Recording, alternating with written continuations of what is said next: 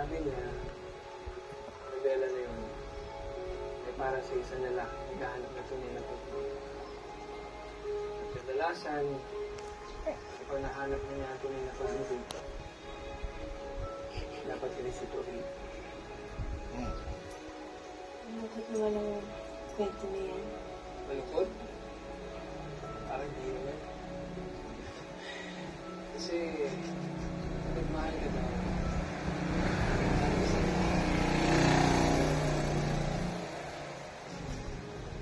Yun ang dahilan.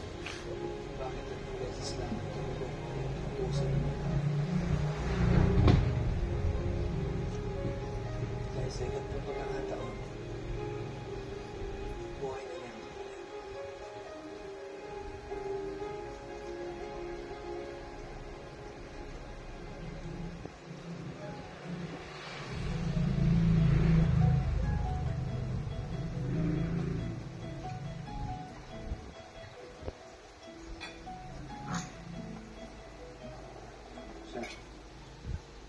Sarap, Kuya Elong. Sure.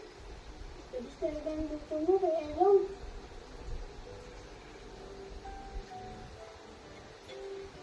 Salamat po, Kuya Elong.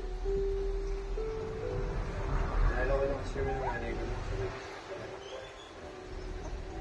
Tapos, habang kumakain kami, laging kinakwento sa akin ng nanay ko yung tatay ko.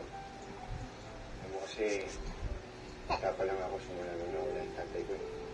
Sigurado po ako magaling din po mag-drawing ang tatay ko. Bakit? Kasi po magaling din po kayo mag-drawing. Magaling din po mag-drawing. Bakit? Bakit?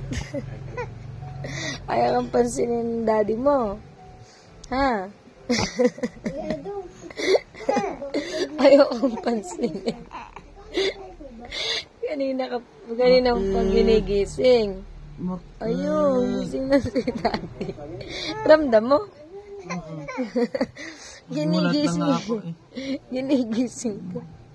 Eh, kiss daw, oh, kiss. Kikis. Oh, kiss daw, dali. Bakit?